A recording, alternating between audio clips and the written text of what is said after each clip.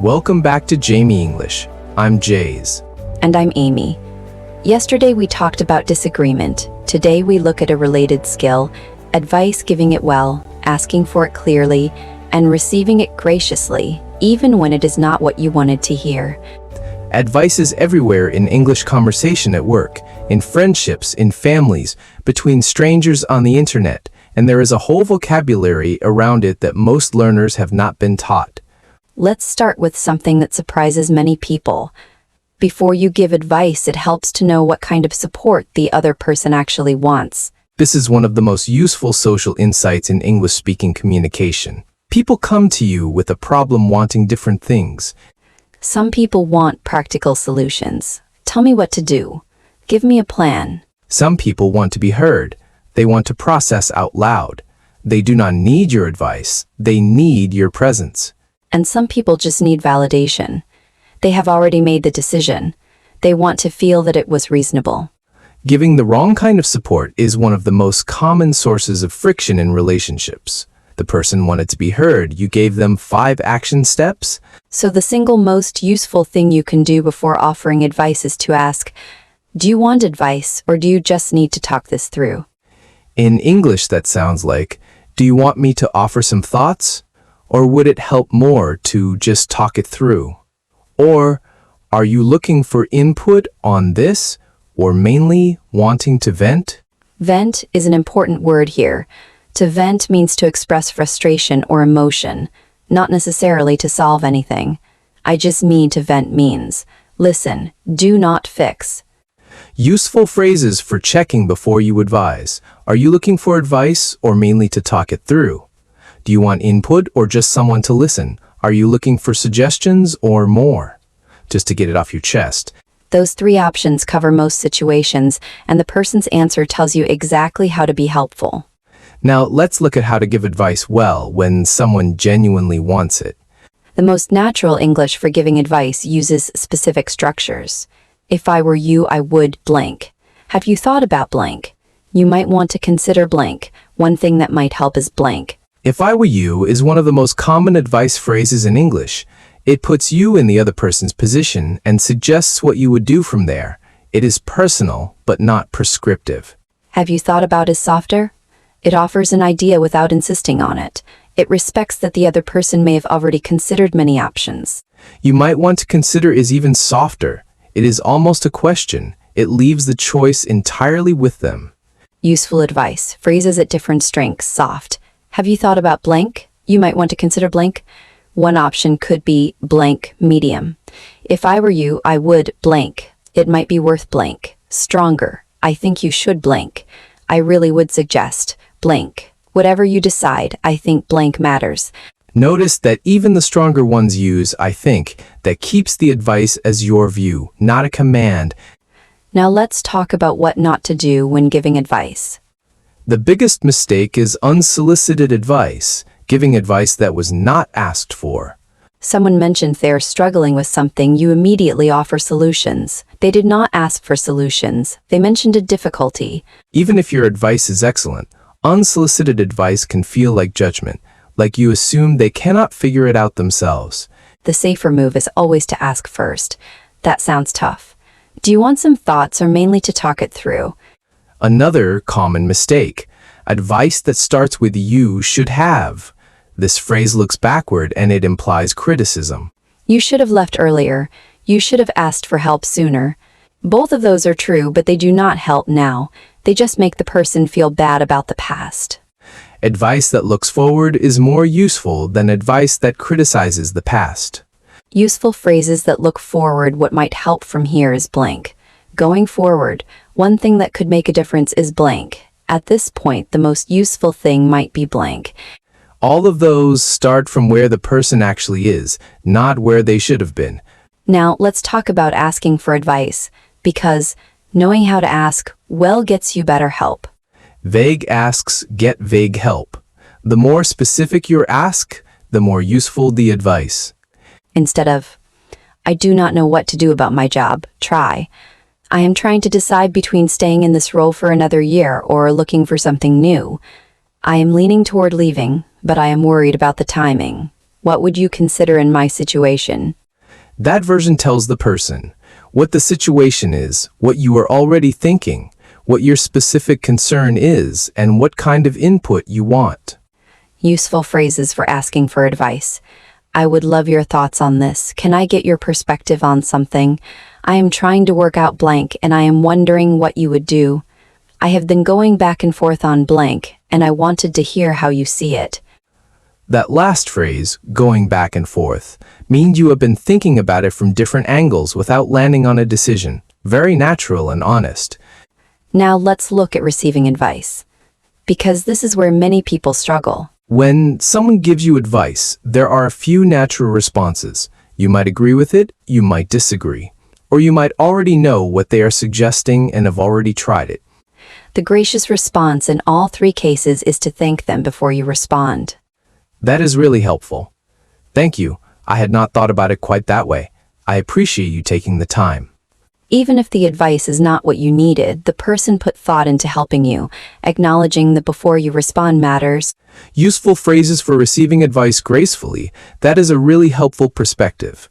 Thank you. I had not thought of it from that angle. That gives me something to think about. I appreciate that. I will give it some thought. That is a good point. I have not fully considered blank. And when the advice is something you have already tried or considered, I actually tried something similar and found blank. I have thought about that option. The thing that held me back was blank. Both of those acknowledge the advice without dismissing it. They explain why you moved past that option, which invites the person to think further with you. Now let's look at professional advice, because at work, advice often comes in the form of feedback or suggestions from colleagues and managers. In professional English, advice tends to be framed more carefully than in personal conversation. There is usually more at stake and less room for emotion. If someone asks for your input on their work, be specific and constructive. Not, this is good but it needs work. Instead, I think the structure is strong. The section on blank could be developed further. It felt a bit brief. Specific, honest, and focused on the work rather than the person. Useful phrases for professional advice. The overall direction is strong. One area I think could be developed is blank. Have you considered approaching blank from angle blank? This is working well.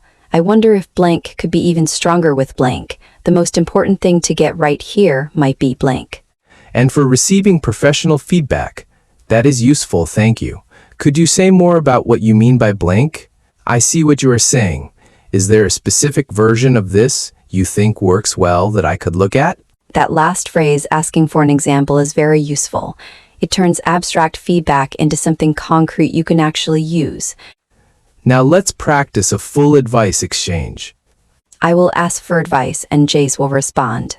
I have been offered a new project at work, but it is going to require a lot more of my time for the next 3 months. I am already feeling stretched. I am not sure whether to take it or not. What would you do? First, it sounds like a real opportunity, which is good. If I were you, I would ask a few things before deciding. How much more time are we talking? What is the upside if it goes well? Is there anyone who could take something off your plate for those 3 months? I would not decide without knowing those things. That response did several things. Well, it acknowledged the situation, offered a framework for thinking rather than a simple yes or no, asked a clarifying question back, and ended by inviting Amy to check her own instinct. Good advice empowers the person. It does not just tell them what to do. Let's review vocabulary. For checking what support someone wants, are you looking for advice or mainly to talk it through? Do you want input or just someone to listen? Are you wanting to vent or looking for suggestions? For giving advice. If I were you, have you thought about, you might want to consider. One thing that might help is, going forward blank could make a difference. For asking for advice, I would love your thoughts. Can I get your perspective? I have been going back and forth on blank. What would you do in my situation? For receiving advice, that is really helpful. Thank you. I had not thought of it from that angle. That gives me something to think about. I actually tried something similar and found blank. And for professional advice, the overall direction is strong. One area that could be developed is, have you considered blank? Is there an example of this you think works well? Good advice is one of the most generous things you can offer someone, and asking for it well is one of the most honest. Both are skills worth practicing. We will see you tomorrow on Jamyy English. Let's also look at something that comes up a lot in advice conversations, the difference between advice and judgment.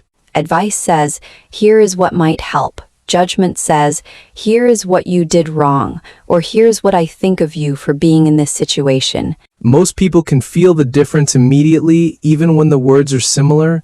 The tone and framing tell you which one you are receiving. Advice feels supportive. Judgment feels valuative. And a lot of what gets delivered as advice is actually judgment in disguise. I cannot believe you waited this long. You should have known better than to trust that person. Why did you not just blank? All of those look backward. They do not help the person move forward, and they imply the person made a poor decision that the advice giver would not have made. Real advice looks forward and assumes the person did the best they could with what they had at the time. Useful phrases that give advice without judgment. From here, one thing that might help is blank. Given the situation, it might be worth blank. Without knowing all the details, I would probably blank. One option from where you are now is blank. All of those start from where the person actually is, not where they should have been. Now, let's look at a specific situation that comes up constantly, giving advice when you have been through something similar yourself. This is one of the most valuable forms of advice because it is grounded in real experience, but it has a trap. The trap is assuming that what worked for you will work for the other person. Your situation and their situation are similar, but they are not identical. You are different people. So the language here involves sharing your experience while leaving room for the other person's different context. When I went through something like this, what helped me was blank. I do not know if this applies to you, but in my experience, blank, I found that blank worked for me, though I know everyone is different. Those phrases share genuinely useful experience without claiming that your solution is the only solution. Useful phrases for advice from personal experience. When I was in a similar situation, blank, I found that blank helped, though your situation is different. This might not apply to you, but blank what I wish someone had told me was blank. That last one is lovely. What I wish someone had told me. It shares the wisdom. Without presenting it as advice at all, it just offers a thought. And people tend to receive it very openly because it does not feel like a directive. Now let's talk about the advice that is hardest to give. Honest advice that the person probably does not want to hear. A friend asks if their business idea is good. You can see several serious problems with it. What do? You could just be encouraging. They are excited. You do not want to dampen that. But if the problems are real, unhelpful encouragement sets them up for a harder fall later. Honest advice, delivered with care, is more respectful than empty agreement. The language for this involves acknowledging what is genuinely strong before raising what concerns you. There is a lot here that I think could really work. The part I am less sure about is blank. Have you thought about how you would handle blank? I want to be honest because I think you would want me to be. That last phrase is important. I think you would want me to be honest. It frames the honesty as something you are doing for them, not to them. Useful phrases for honest but kind advice. I want to be honest because I think that is more useful than just agreeing. There's a lot here that works. The thing I am not sure about is blank. Have you thought about how blank would play out? I'm not saying do not do it. I'm saying make sure you have thought through blank. The phrase, I am not saying, do not do, it is very useful. It makes clear you are not shutting the idea down. You are just raising a concern. Now let's look at how advice conversations connect to June, because all month we have been building toward the theme of people and how we relate to each other. Advice is one of the most intimate things you can do for someone. When you give good advice, you are saying, I see your situation clearly and I care enough to think carefully about it. And when you ask for advice, you are saying, I trust you with something that matters to me. Both are acts of connection. In June, we go deeper into the territory of human relationships. Everything we have practiced this month, the small talk, the compliments, the apologies, the plans, the disagreements, the advice, all of that is the vocabulary of how people actually take care of each other. You now have more of that vocabulary than you did at the start of May. Use it today. Ask someone for their perspective on something real. Or offer your thoughts to someone who might benefit. We will see you tomorrow on Jamyy English.